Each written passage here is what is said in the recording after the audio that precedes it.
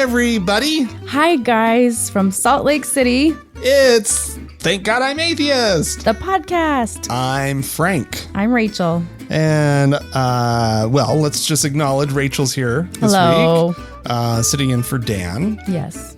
So thank you very much for being here. Yes, love it. Dan is at the American Atheist Convention. Hell yeah. This weekend. And so by the time you guys hear this, that will all be over. But yeah, that's where Dan is. Let's see. On the show, later in the second half of the show, there's Trump's Bible. Oh, yeah. Like, we just can't not acknowledge that this has happened. We don't want to spend too much time on it because it's absolutely fucking ridiculous. But I don't know, can't avoid it. So that will be second half of the show. First, we have got some news of the week, some things that have happened.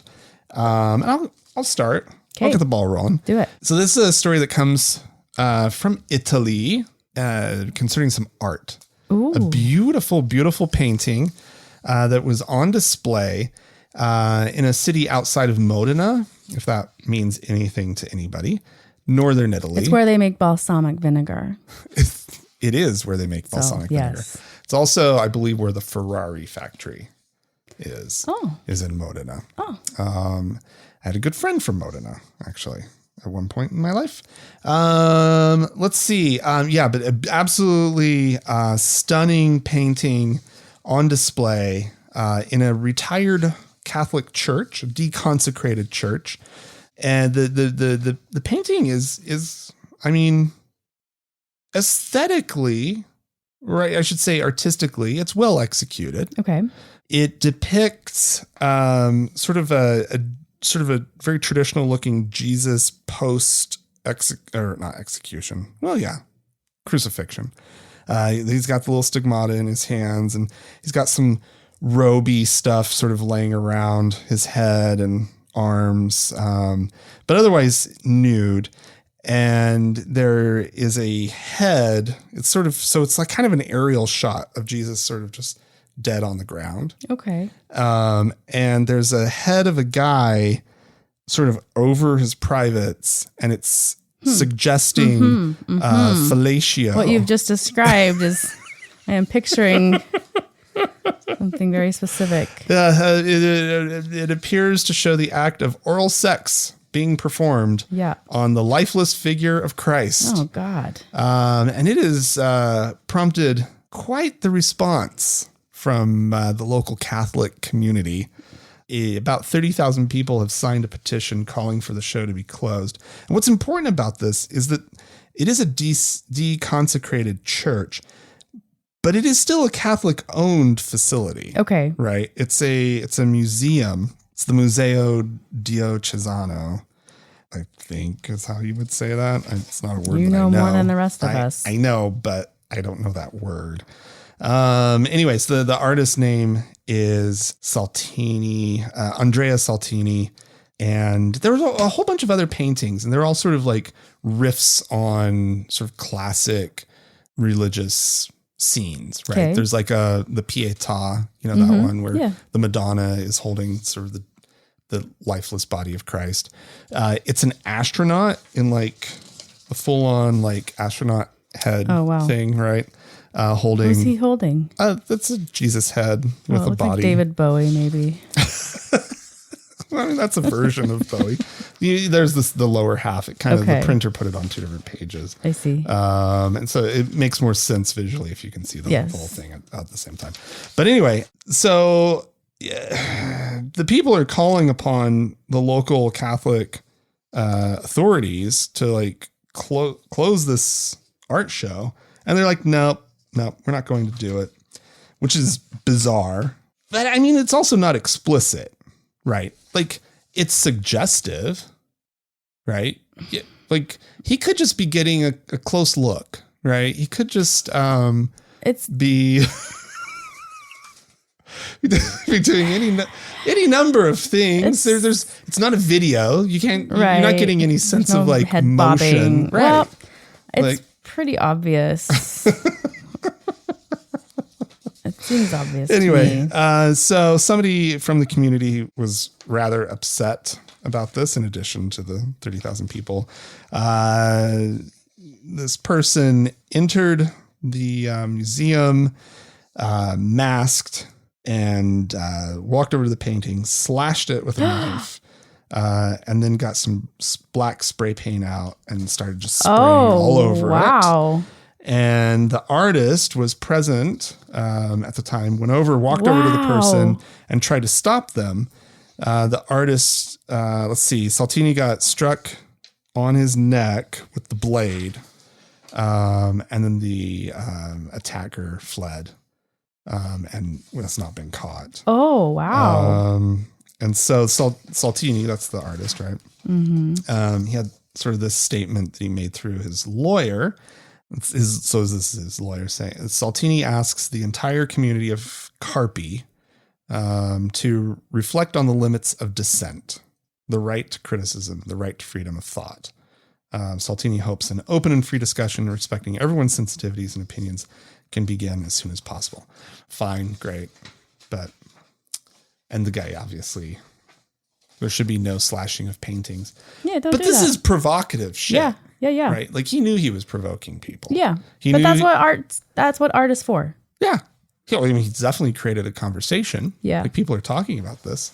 So that's going on. I think I wish they had caught the guy because yeah. Well, like, do you want to be the first person to speak up when you're like, I think Jesus is getting some oral sex over there? Like, do you want to be the person that admits that your head is in the gutter and everyone can just be like, I didn't see that in that photo, in that painting, but whatever.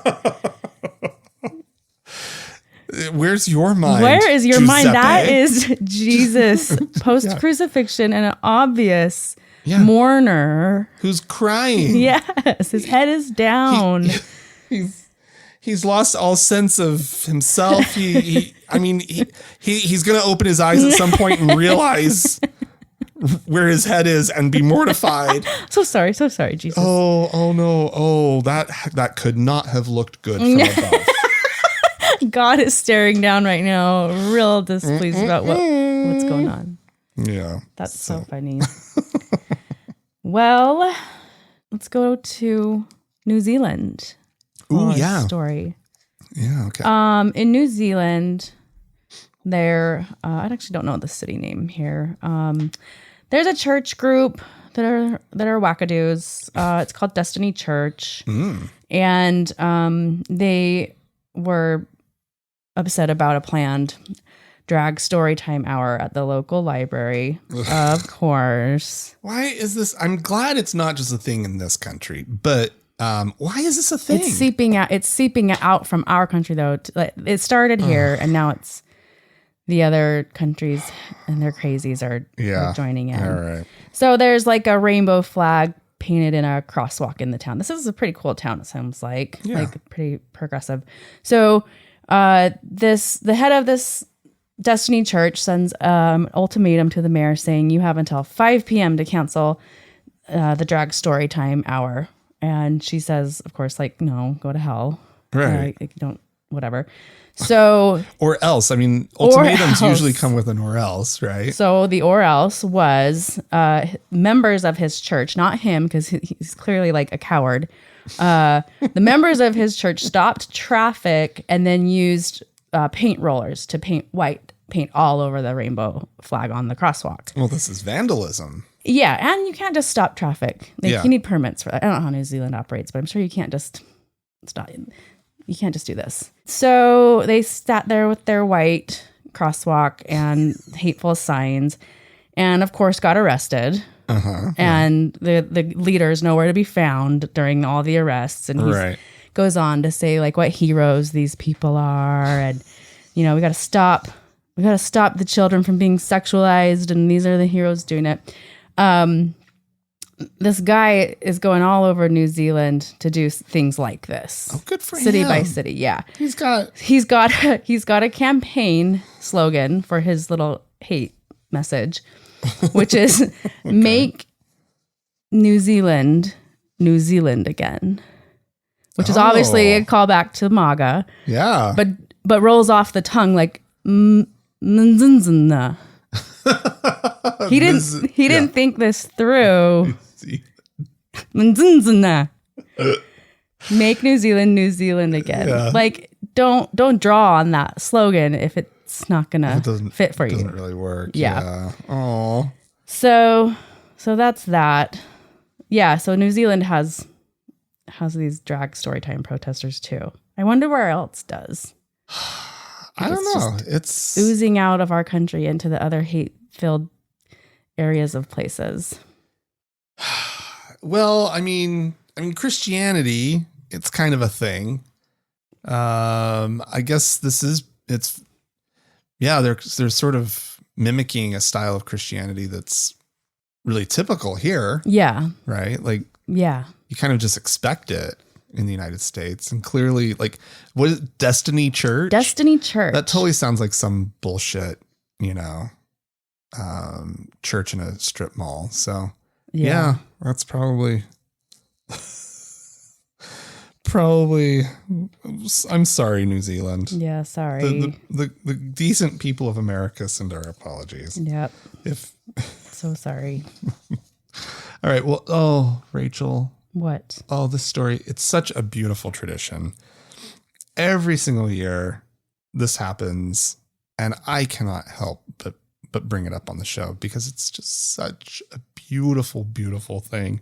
Have you seen the people in the Philippines that crucify themselves for Easter? Is this real?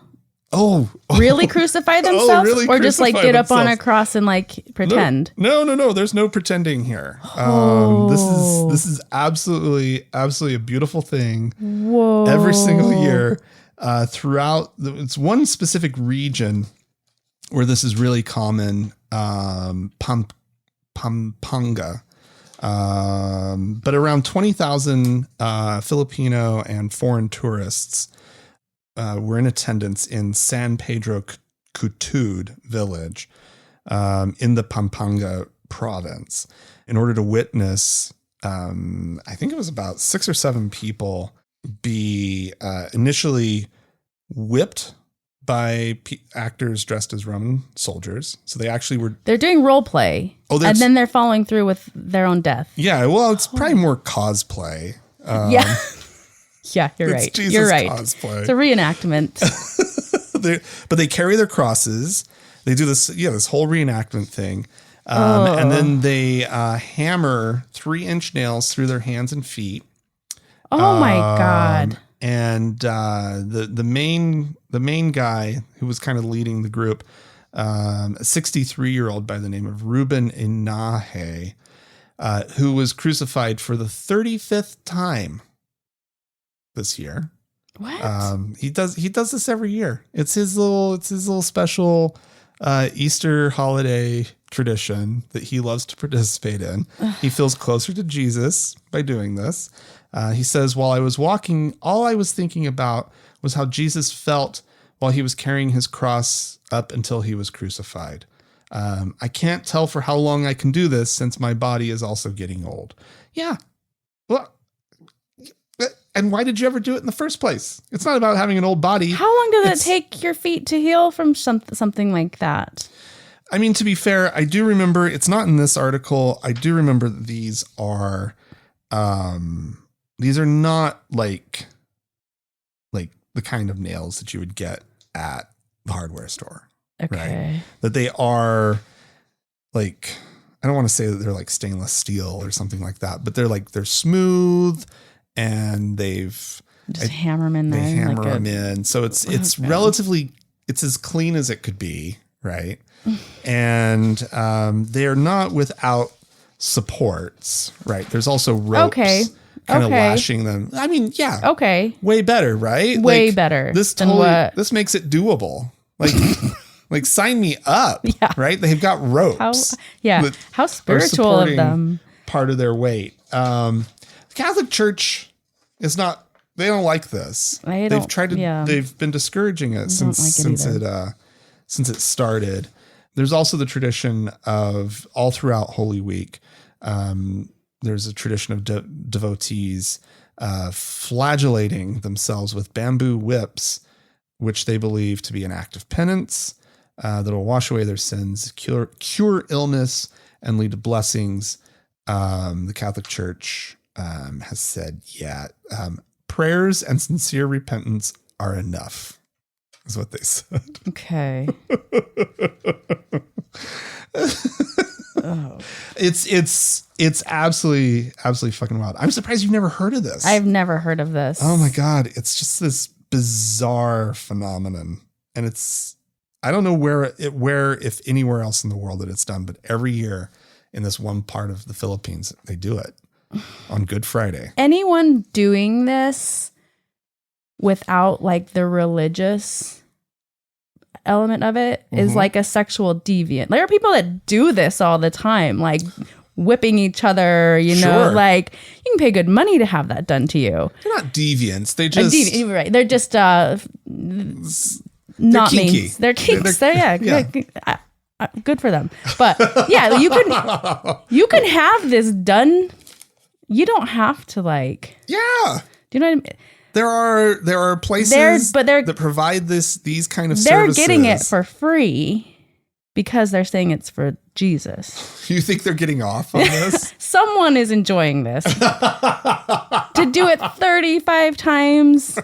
Like, if God hasn't saved your soul yet. He is planning. This guy is clearly planning on going to heaven. He's got it all fucking worked out. Yeah, he's going to be pissed. Yeah. I was crucified 35 times for you, Jesus. No, he likes it. Yeah. All right. Well, I'm convinced that guy is signing up for something else. I mean, he's just wearing a skimpy little loincloth, so I hope he's not enjoying it too much. This is so bizarre. So, yeah. Well, so there you have it. Fun tradition, right? Yeah. That's what they do for Easter, Rachel. Well, they should try ham. And deviled eggs. Deviled eggs.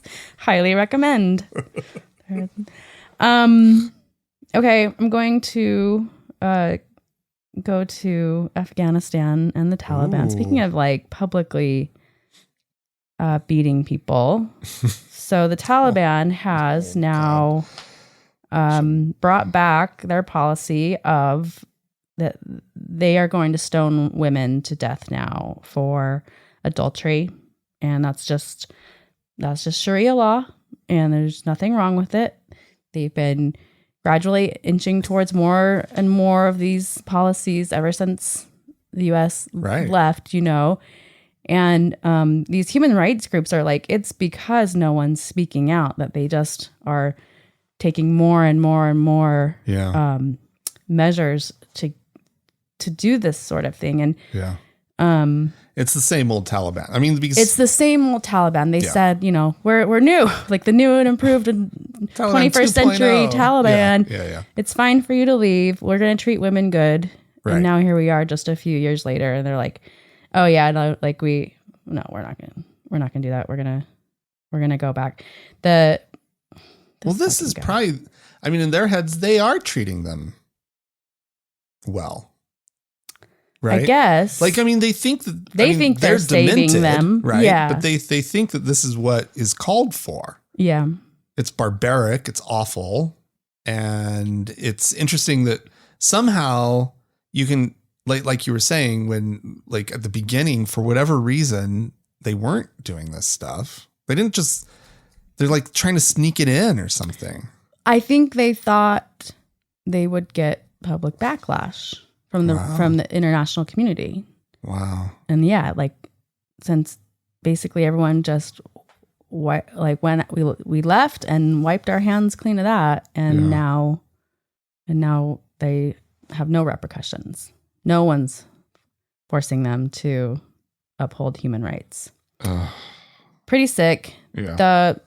They say, I represent Allah and you represent Satan. So like, and you meaning the Western world. Right. So you don't get to tell us what to do.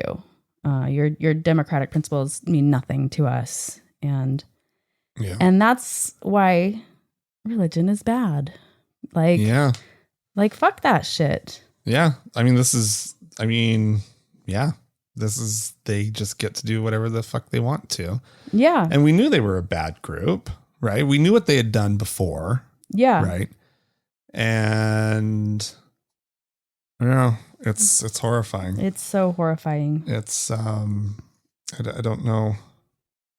I don't know what to say about that. I know.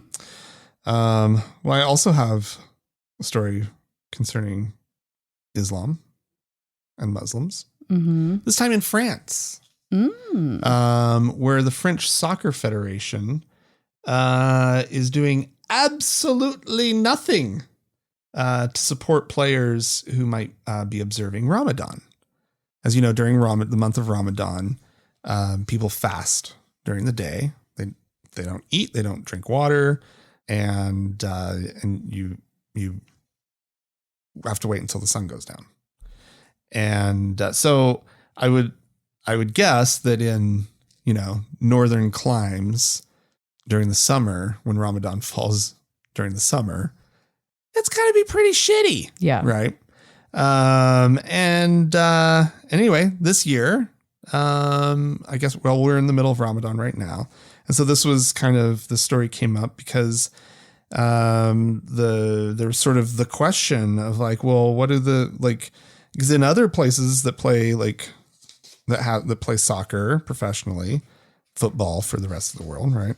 Like in Germany, England, and the Netherlands, they accommodate their soccer leagues accommodate by not having daytime games. Or? Well, no, I mean, they don't reschedule the games or anything, but they're allowed to, they have authorized pauses in the games to allow Muslim players to break their fast when it comes time to do that.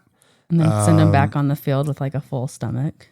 I don't think so. I think it's just a really quick little thing where they eat a date and have a glass of water and then run back out and start playing. Love it. But there's an accommodation, right? But there's also, for practice, they're not doing anything to reschedule, work around times that maybe that it just works better for the players. I mean, these are players who are out on the field with empty stomachs and they can't drink water. Right. And they're running just as hard as they would normally. Because France has this secularism, they have this version of how to run a secular country that involves we don't treat you differently, supposedly, they say, right? We're not going to not take you as a player on this team because we don't ask you what your religion is, right? Ahead of time is what they're saying in this article.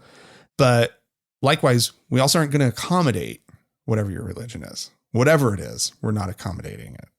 And I would like to know how far that is actually true, because there's probably a lot of French cultural things, being a very Catholic country traditionally, that are actually sort of Catholic things, right? I wonder, around do they Christian take Christmas holidays, Day off?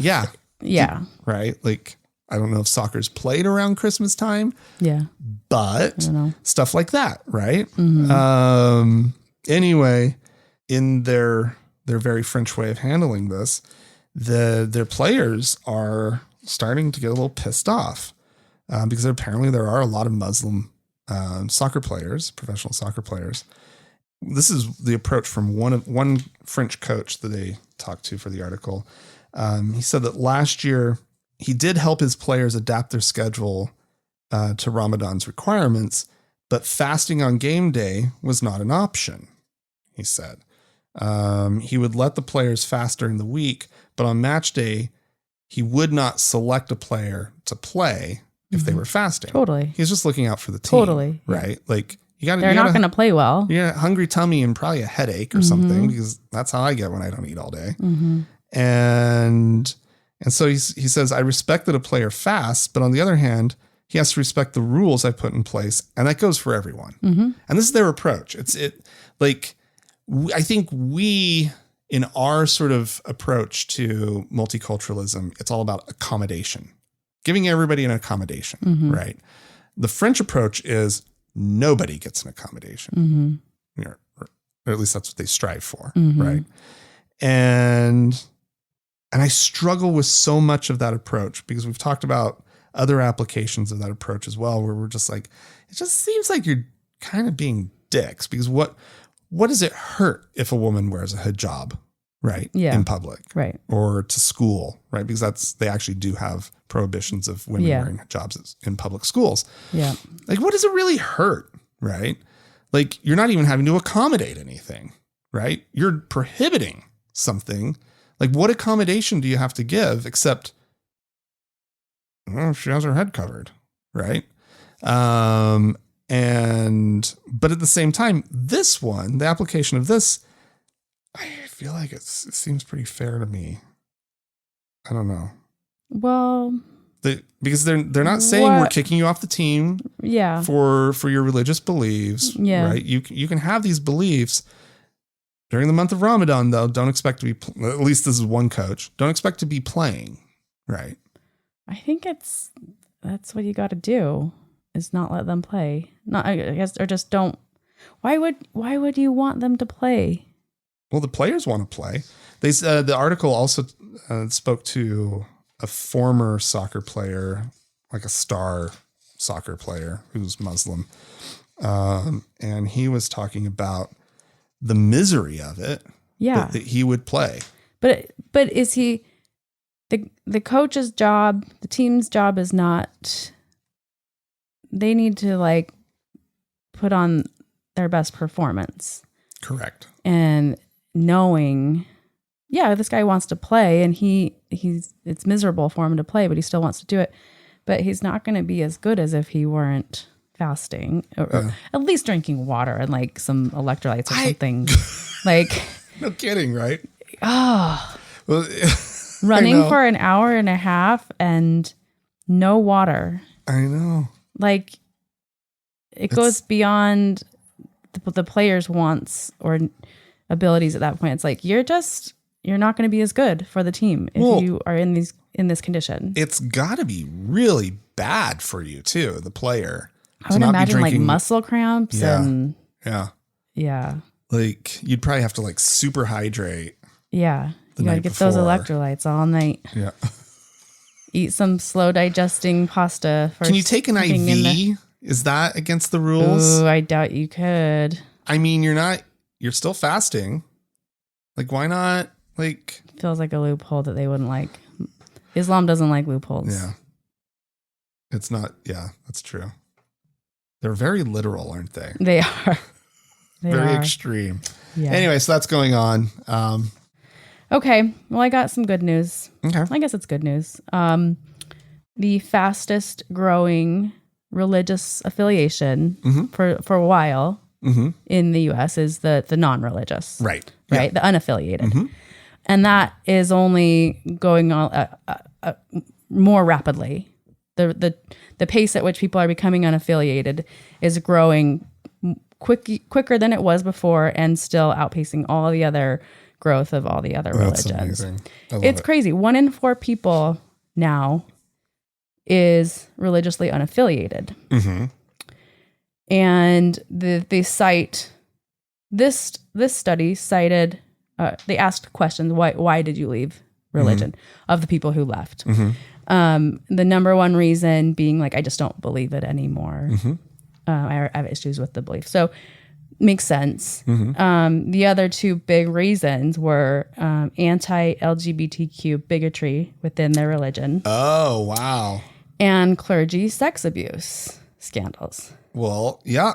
I mean, that one makes total sense to me. Totally. I mean, I also, as a gay man, I really appreciate that people go, I'm done. That people are leaving over that issue. Yeah. And that makes me feel really good.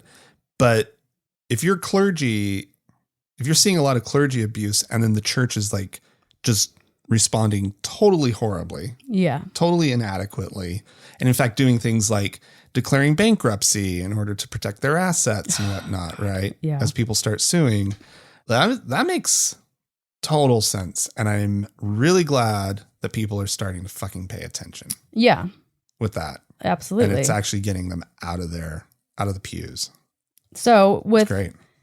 If you're someone who takes issue with the clergy sex abuse, obviously the religion that you probably belong to is Catholicism. Right. Right. But not just. Not just. Absolutely. But so in this study, the largest decline was among white Catholics. Really? Yeah. Wow. And then followed by non-evangelical Protestants, which is probably where you get a lot of the people saying like the anti-LGBTQ stuff isn't working for me. Yeah. Surprisingly, according to this, the Latter-day Saints experienced zero decline. Zero. Well, all of a sudden, I really can't trust this. I don't either. Because the Mormons have...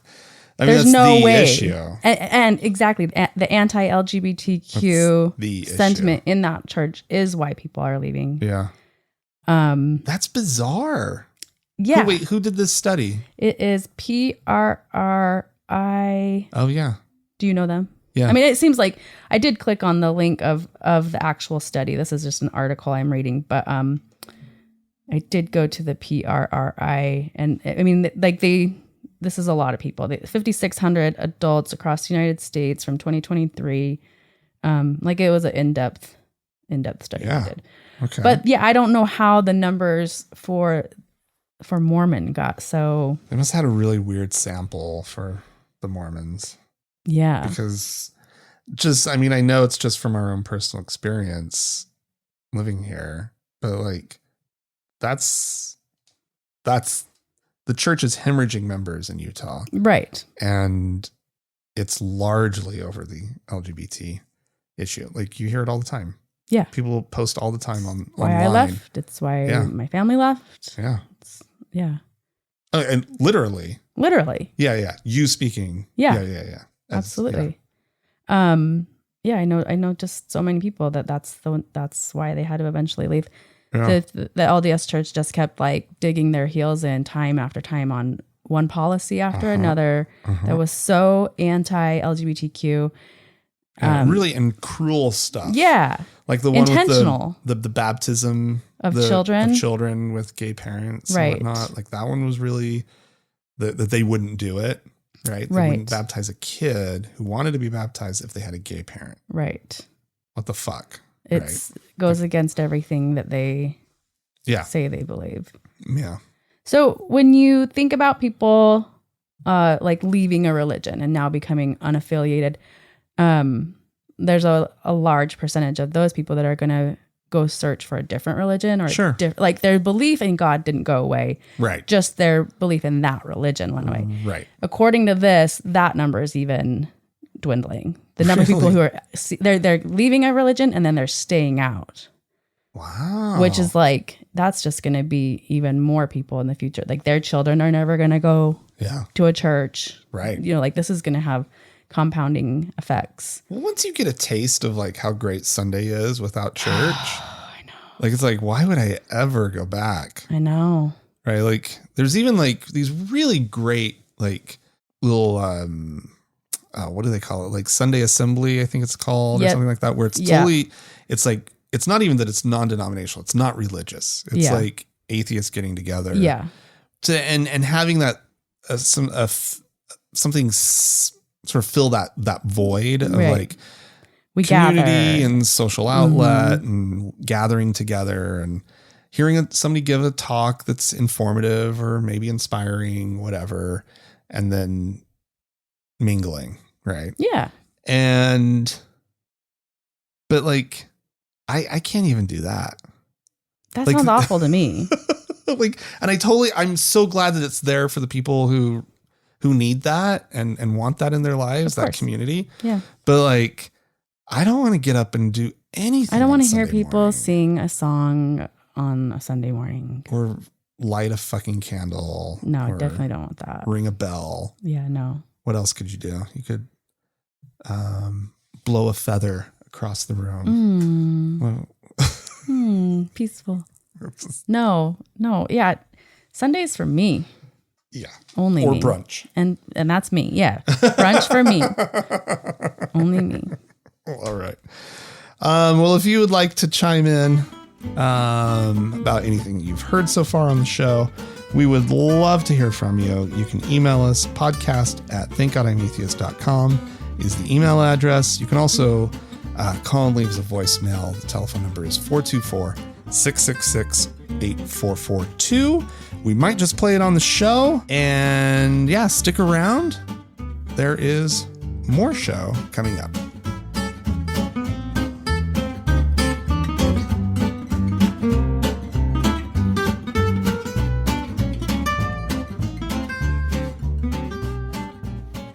Hey, Rachel. Hi. Well, this is the point on the show. And for the keen listener, last week that didn't happen.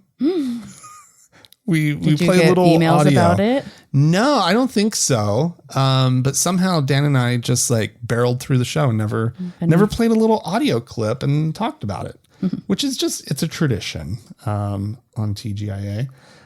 We got some Michelle Bachmann. We haven't played her in a really long time. She's so gross. She's such a peach. She's still out there. Maybe you thought she was gone. That would be such a wonderful thing.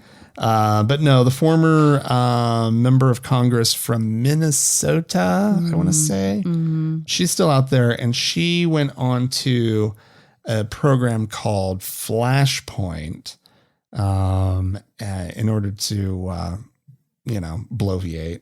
And she, I guess she was in the middle of talking about getting her law degree.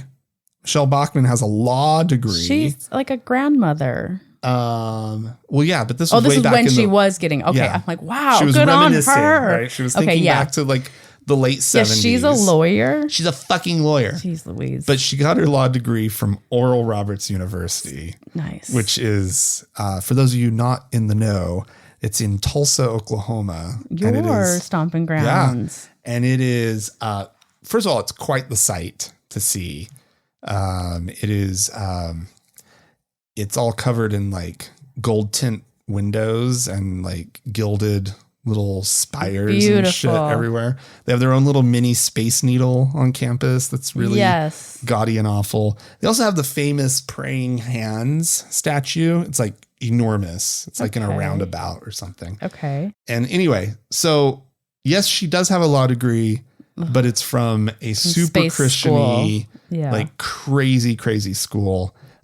Where also Kathy Lee Gifford got a degree in music. Oh, I like from her. Oral Roberts University. I'm down with her. She's not hateful like this Michelle Bachmann. Anyway, so let's hear what she had to say about her time at ORU. And so they had us read, what is it that the founders read?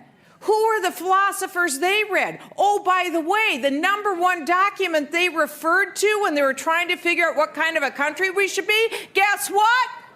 The Bible. Oh, you are all geniuses in this room. I wish I could have been half as smart as all of you. They looked at all societies throughout all history. They said, we've got a unique chance in all the world to create a society. What should it look like? What should it be based on? They studied all societies and those forms of government, and they decided when they had done all that, they needed to search the Word of God. And so you can take the Constitution of the United States and the Declaration of Independence, you can literally tie it to a Bible verse about every 3-4 words. It's based upon another area of Scripture. Do you have any idea how blessed we are? I was blown away when I came to Tulsa and found out how magnificent this inheritance is that was given to us in this nation. Jeez. So every 3 or 4 words. Yeah. Rachel. What Bible did she get that from? Well, we're going to be talking about the Trump Bible. Yeah, but this is before that. This is way before the Trump Bible. Oh, what a peach. What section? Yeah, every 3 or 4. No. Yeah. Also, doesn't sound like you really got a didn't read a law degree. Yeah, you didn't read the Constitution. Yeah. No. In the Declaration of Independence. Yeah. Like, okay, please do this for me. I would really like you to point out, Michelle Bachmann, what Bible verses line up with have life, liberty, and we know where those phrases come from. Right. They're not from the Bible. No. Nope. Yeah, the founders were studying Enlightenment philosophers, and that's where these documents come from. But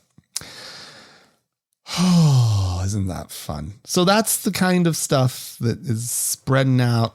This Christian nationalist fake history of America. Yeah, and they all believe it. Oh yeah. Well, they all knew the answer. Yeah, the Bible. That's right. Oh, you guys are geniuses. You guys are geniuses. Anyway. Well, so since Dan's out of town, we're going to do correspondence and thanking new donors next week when he's back. So, but for those of you who do support the show, thank you very much. And if you'd like to be a supporter of the show, you can go to our website, thankgodimatheist.com, and click on the support tab. Easy as that.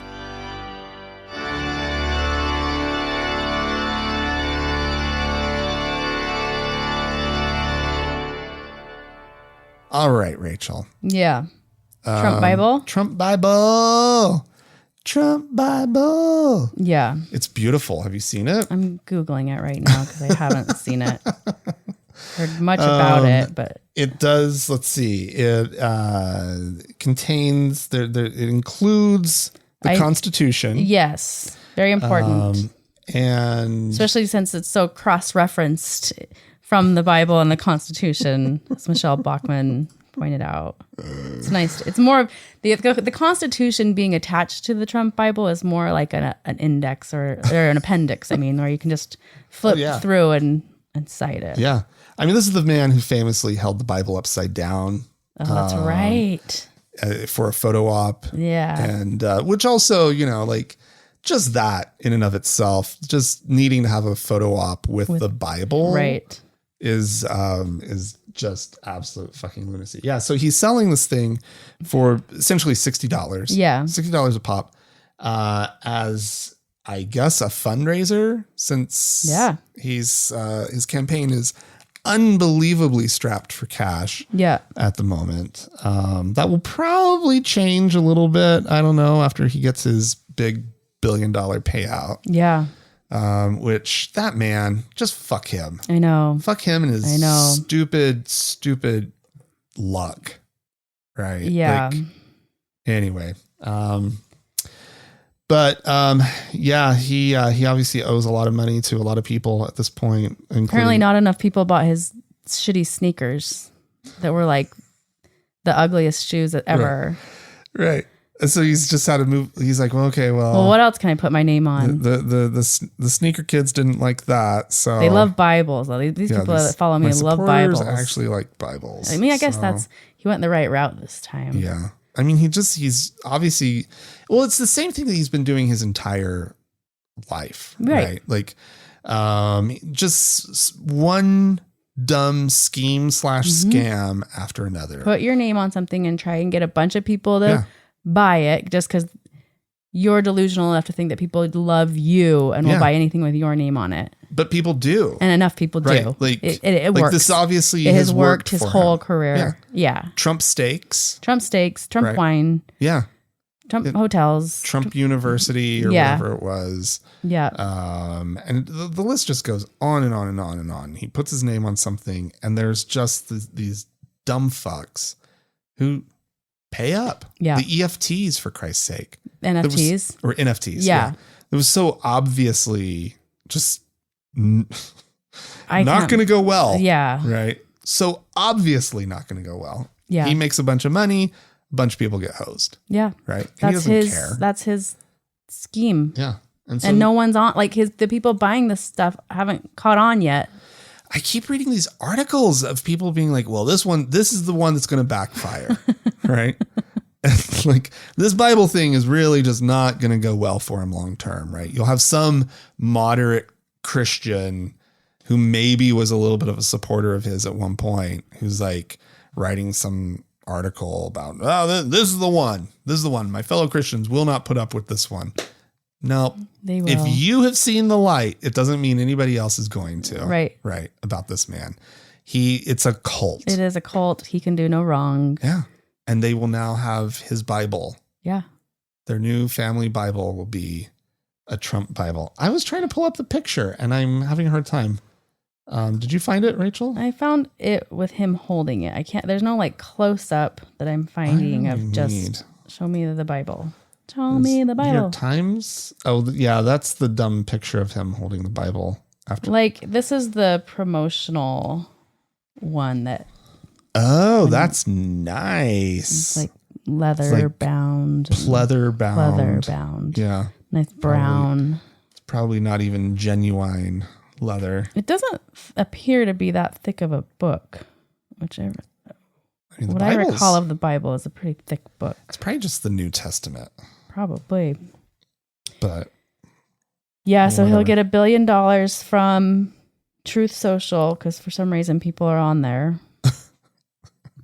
It's so absurd. I know. I was like we were finally watching the comeuppance, right? Mm-hmm. And then the court of appeals knocked down the amount of the bail or the to like the a bond. Lot still. It's still like a 170 million or something. Yeah, I mean, yeah. He needs. Why are they not going after him for perjury? Because didn't he under oath say that he had like $400 million, and that's why they made it for like $350 million? Oh, that's penalty. How they set the amount. Yeah, that's what that was my understanding. Maybe I'm wrong about that. And it's like at a certain point, like because he can't not lie about how rich he is, right? And now that he is definitely walking into actual billions of dollars. Yeah. Now it's going to be. He's the richest man in America or something. He didn't even want to be part of Truth Social. I listened to this radio show yesterday and it was 2 former contestants from that show, The Apprentice.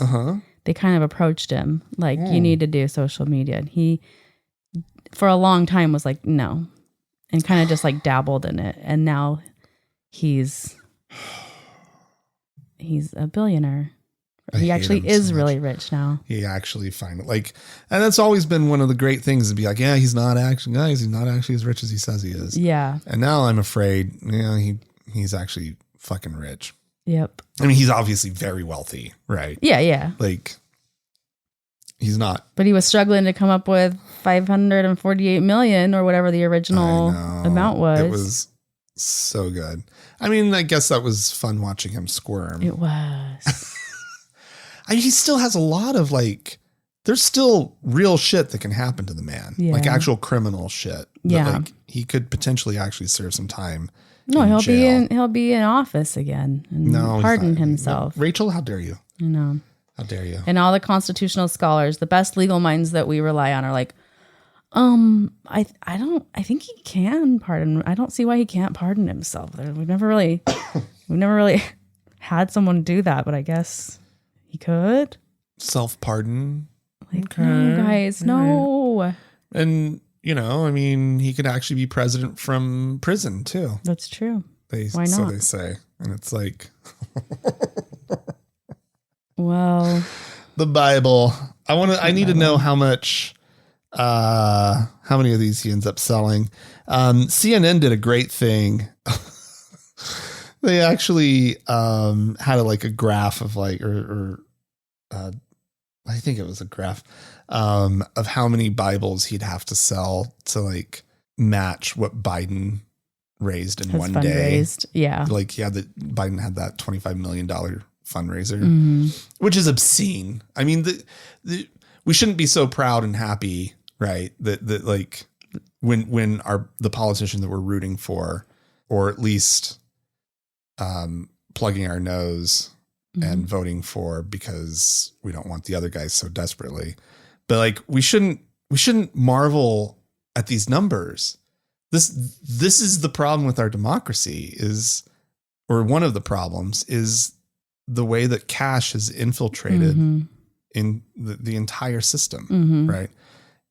The cost of running a presidential campaign is how many people can we house by one campaign? And this is just a campaign. This is just the loose cash that our billionaires and a lot of us who are willing to send $20, $50 to a campaign are able to collectively get for these people? Yeah. What kind of problems could we solve if we all agreed to like, hey, let's actually do something about homelessness. Yeah.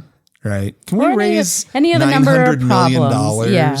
to like deal with some of these problems? Yeah. Can we do that, please? Whatever. Not till we get in office. Then we can do it. We got to spend $900 million first. Right. Whatever. No, it's crazy. All right.